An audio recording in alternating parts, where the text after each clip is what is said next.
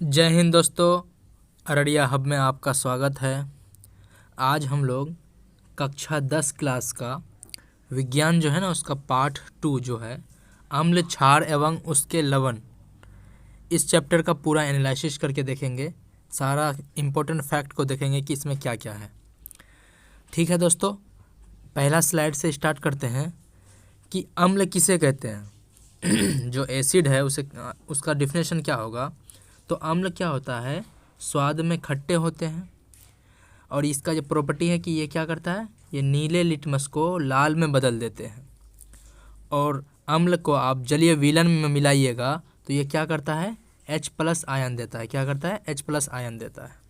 उदाहरण के लिए HCl, H2SO4, CH3COH, सिट्रिक अम्ल, ये सब क्या है, अम्ल है। अम्ल जो है दो तरह से बांटा गया है अम्ल को, एक सांद्र अम्ल, एक तनु अम्ल। तो सांद्र अम्ल किसे कहते हैं, जिसमें अम्ल अधिक मात्रा में और जल अल्प मात्रा में होता है, उसे सांद्र अम्ल कहते हैं। यानी कि अम्ल जिसमें अधिक होगा सांद्र अम्ल, और तनु अम्ल जिसमें अम्ल अल्प मात्रा में और जल अधिक मात्रा में होता है, उसे कहेंगे तनु अम्ल। ठीक है, अम्ल आप समझ गए होंगे। आगे स्लाइड में चलते हैं कि क्षार किसे कहते हैं, यानी कि बेस। तो क्षार इसका उल्टा हो जाएगा कि क्षार स्वाद में क्या होगा, क्षार देखिए अगला क्या है कि क्षार क्या है, जो बेस है। आप जो क्षार जो देखते हैं ये क्या करता है, स्वाद में ये कड़वे होते हैं, ये लाल लिटमस को नीले में बदल देते हैं। ठीक है, यहाँ देखिए साबुन जो है, साबुन एक क्षार है। देखिए यहाँ जो लाल है, लाल पात्र को उसमें मिलाते हैं तो ये किस में बदल देता है, उसको नीले में बदल दे रहा है। ठीक है, अगला ये जलीय विलयन में OH- देता है। क्षार हमेशा OH- देगा और अम्ल क्या है, H+ आयन देगा। ठीक है, उदाहरण के लिए NaOH, KOH, NH4OH, ये सब क्षार हैं। ठीक है, क्षार जल में घुलनशील क्षारक को क्षार कहते हैं, यानी कि जल में घुलनशील क्षारक को क्षार कहते हैं। इसका सिंपल डिफिनेशन देखिए, क्षारक अलग चीज़ हुआ, क्षार अलग हुआ, जल में घुलनशील क्षारक को क्षार कहते हैं। ठीक है, अगला स्लाइड देखिए। सूचक क्या होता है कि सूचक किसी दिए गए विलयन में अम्ल या क्षार की उपस्थिति को दर्शाता है। इसका रंग या गंध अम्लीय व क्षारीय माध्यम में बदल जाता है। जैसे सूचक जो है ना बताता है कि ये अम्ल है या क्षारक है। तो ये टोटल 3 प्रकार के होते हैं। एक होता है प्राकृतिक सूचक, एक कृत्रिम सूचक यानी जो संश्लेषित सूचक है, और तीसरा जो होता है गंधीय सूचक होता है। ठीक है, एक एक करके देखते हैं कि अगला क्या है। तो पहला क्या है कि प्राकृतिक सूचक। तो वे सूचक जो पौधों से प्राप्त होते हैं, किससे, पौधों से प्राप्त होते हैं, उसे प्राकृतिक सूचक कहते हैं। जैसे लिटमस जो है, लिटमस कहाँ से मिलता है, लाइकेन से, लाइकेन के पौधे से मिलता है लिटमस, जो क्या करता है, लाल को नीला में बदल देता है। ठीक है, अगला क्या है, हल्दी, जो कि पीला को लाल में बदल देता है। ठीक है, यह सूचक हुआ कि जो कलर को क्या करता है, परिवर्तित कर देता है। ठीक है, अगला स्लाइड देखते हैं कि कृत्रिम सूचक जो संश्लेषित है, जो मानव निर्मित होता है, इसमें क्या क्या आता है। वे सूचक जो रसायन द्वारा बनाए जाते हैं, इन्हें कृत्रिम सूचक कहते हैं। यानी कि जो रसायन द्वारा बनाए जाएंगे ना, उसको कृत्रिम सूचक कहेंगे। देखिए फिनोल्फ्थेलिन हुआ, मेथिल ऑरेंज हुआ, ये 2 इम्पोर्टेंट है जो क्या है, कृत्रिम सूचक है। ठीक है, कृत्रिम सूचक याद रखिएगा, फिनोल्फ्थेलिन और मेथिल ऑरेंज। ठीक है, अगला स्लाइड की ओर देखते हैं।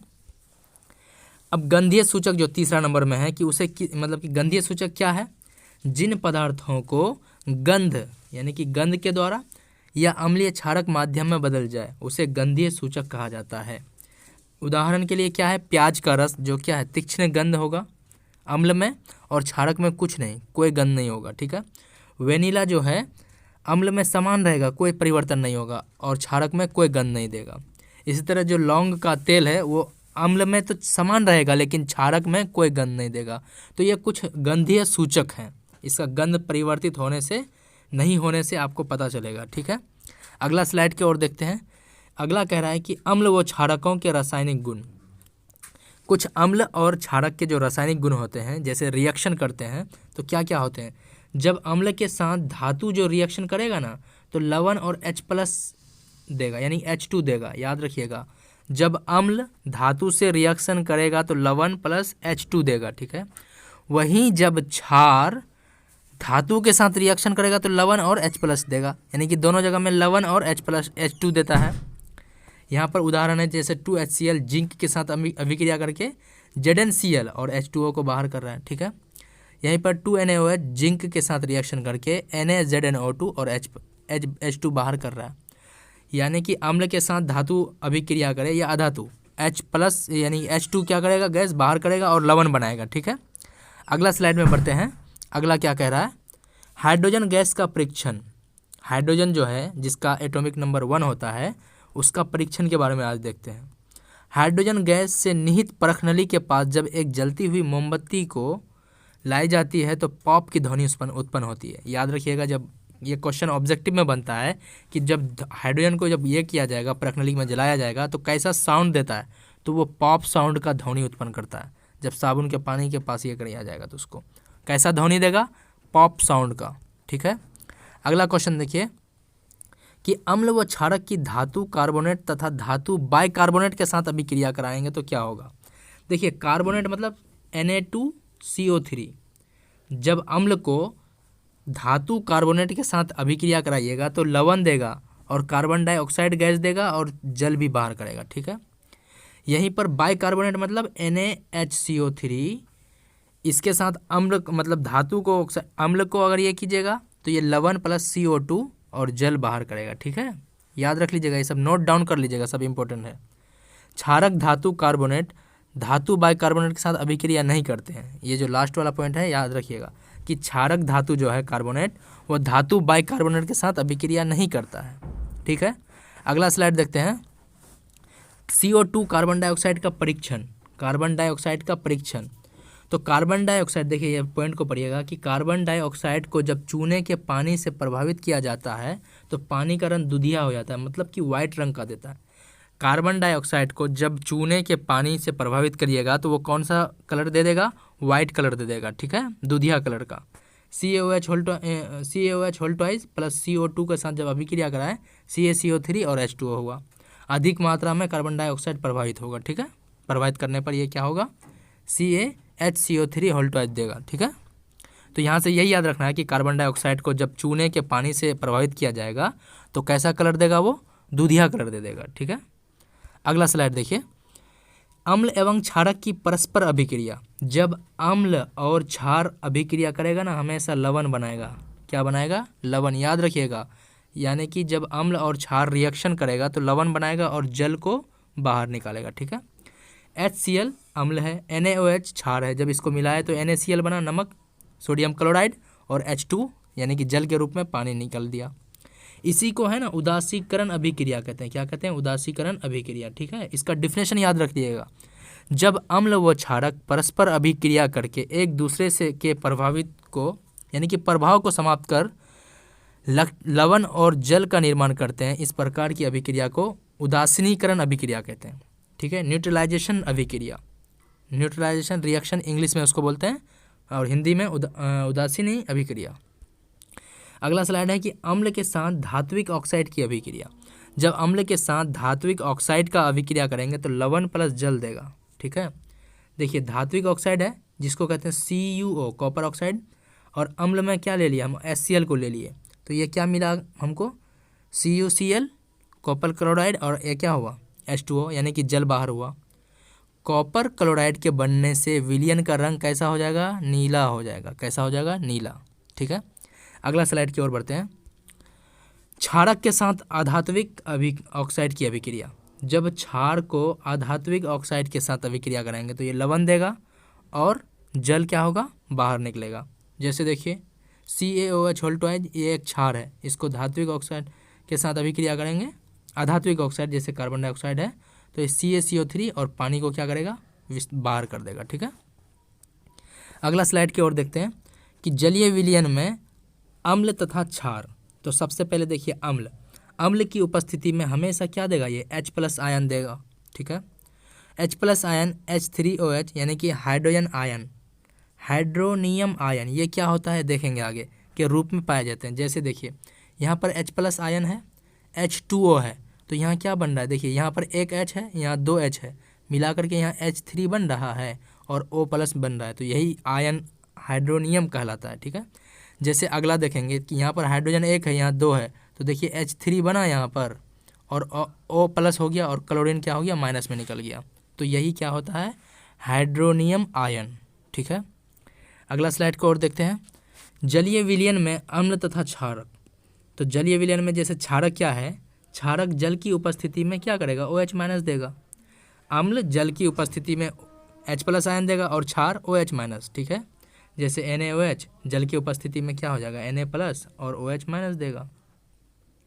जल के साथ अम्ल व क्षारक मिलाते समय सावधानियां क्या क्या बरतनी चाहिए, ये देखते हैं। हमेशा जो है अम्ल व क्षार को जल में धीरे धीरे मिलाया जाना चाहिए। ठीक है, धीरे धीरे डालिएगा। ये प्रक्रिया बहुत उष्माक्षेपी होता है। ठीक है, बहुत ज्वलनशील होता है, इसलिए कांच का पात्र लगातार हिलाए रहना चाहिए। कोई भी एक पात्र लेते हो ना, तो इसमें आप पहले पानी डाल दो। ठीक है, फिर इसमें अम्ल डालो या क्षार डालो। ठीक है, ये नहीं कि यहाँ पर पहले ही अम्ल ले लो या क्षार ले लो बाद में पानी डालो, इससे खतरा हो सकता है। ठीक है, ये कुछ सावधानियाँ हैं मिलाने का। ठीक है, अगला देखिए, अम्लों व क्षारकों की प्रबलता। देखिए, किसी क्षारक या अम्ल की प्रबलता उसके H+ आयन और OH जो माइनस है आयनों की सांद्रता पर निर्भर करती है। अम्ल व क्षारक की प्रबलता हम एक सार्वभौमिक सार्वत्रिक सूत्र द्वारा ज्ञात करेंगे। जैसे देखिए, सार्वभौमिक सूचक में क्या है, ये अनेक सूचकों का मिश्रण होता है। ये सूचक किसी विलयन से हाइड्रोजन आयन की विभिन्न सांद्रता को विभिन्न रंगों में प्रदर्शित करते हैं।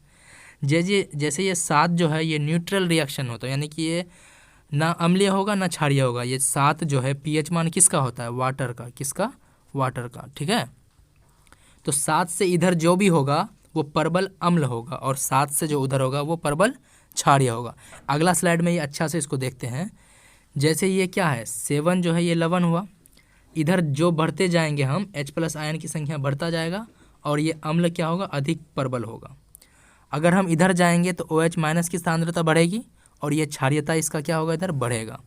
हम कहेंगे कि सबसे ज़्यादा क्षारीय 12 होगा pH मान या 13, तो क्षारीय बोलेंगे तो सबसे ज़्यादा 13 होगा। बोलेंगे अम्लीय सबसे ज़्यादा 4 नंबर में होगा या 6 नंबर में, तो सबसे ज़्यादा अम्लीय कौन होगा, 4 pH वाला होगा। तो उदासीन विलयन किसको कहेंगे, 7 को, क्योंकि पानी भी एक उदासीन विलयन है। और pH मान जो 7 जिसका अम्लीय विलयन जो है उसका pH मान क्या होगा, 7 से कम होगा और क्षारीय का 7 से कम होगा। ठीक है, 7 से कम होगा क्षारीय विलयन का। ठीक है, अगला स्लाइड देखते हैं। दैनिक जीवन में pH का महत्व। pH का क्या क्या महत्व है। हमारा शरीर जो है ना, ये क्वेश्चन बनता है कि हमारा शरीर का pH मान कहाँ से कहाँ तक कार्य करता है। तो हमारा शरीर जो है 7 से 7.8 pH के बीच कार्य करता है। एक क्वेश्चन यहाँ से बना। अगला क्वेश्चन देखिए, वर्षा के जल का pH मान 5.6 से कम हो जाता है तो ये क्या कहलाता है, अम्लीय वर्षा कहलाता है, अम्लीय वर्षा। ठीक है, बहुत इंपॉर्टेंट, अगला क्वेश्चन बन गया। तीसरा क्वेश्चन देखिए, मुंह का pH मान अगर 5.5 से कम होने पर दोनों का क्षय प्रारंभ हो जाएगा, यानी आपका दांत सड़ने लग जाएगा, दर्द होने लग जाएगा, क्षय होने लग जाएगा। तो क्वेश्चन आता है कि मुंह का pH मान किस pH से कम हो जाएगा तो आपका जो दांत है वो क्षय होने लग जाएगा, तो 5.5। अगला क्वेश्चन देखिए, मधुमक्खी का डंक कौन सा अम्ल छोड़ता है, तो मेथेनोइक अम्ल को छोड़ता है। कौन अम्ल, मेथेनोइक अम्ल, जिसके कारण आपका क्या होगा, जलन व दर्द होता है। अगला देखिए, अच्छी उपज के लिए पौधों को एक विशिष्ट pH की आवश्यकता होती है। तो ये pH से रिलेटेड कुछ क्वेश्चन था। ठीक है, अगला स्लाइड देखिए, लवण क्या है। जब अम्ल व क्षार को मिलाते हो ना तो लवण मिलता है और जल क्या होता है, बाहर होता है। लवणों के रासायनिक निर्माण देखिए, जैसे सोडियम हाइड्रोक्साइड का निर्माण, विरंजक चूर्ण, बेकिंग सोडा, धोने का सोडा और प्लास्टर ऑफ पेरिस। एक एक करके देखते हैं सबको। पहला क्या है, सोडियम हाइड्रोक्साइड। सिंपल आप इसका याद रखिएगा कि इसका फॉर्मूला क्या होता है, NaOH। सोडियम क्लोराइड जलीय विलयन से विद्युत प्रभावित करने पर यह वियोजित होकर सोडियम हाइड्रोक्साइड उत्पन्न करता है। जैसे NaCl है, 2H2O के साथ रिएक्शन करके NaOH बनाएगा और क्लोरीन और H+ आयन बाहर करेगा। एनोड पर क्लोरीन गैस और कैथोड पर H2 गैस को ये करेगा। ठीक है, क्लोरीन ईंधन है, जल की स्वच्छता PVC।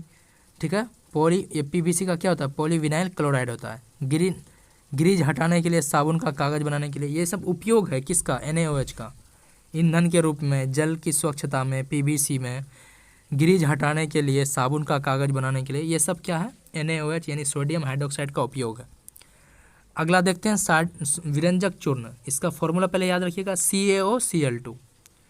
शुष्क बुझे चूने, यानी कि शुष्क बुझे चूने का फॉर्मूला CaOH होल ट्वाइस पर जब क्लोरीन की क्रिया से विरंजक चूर्ण निर्माण होता है। ठीक है। इसका उपयोग क्या होगा?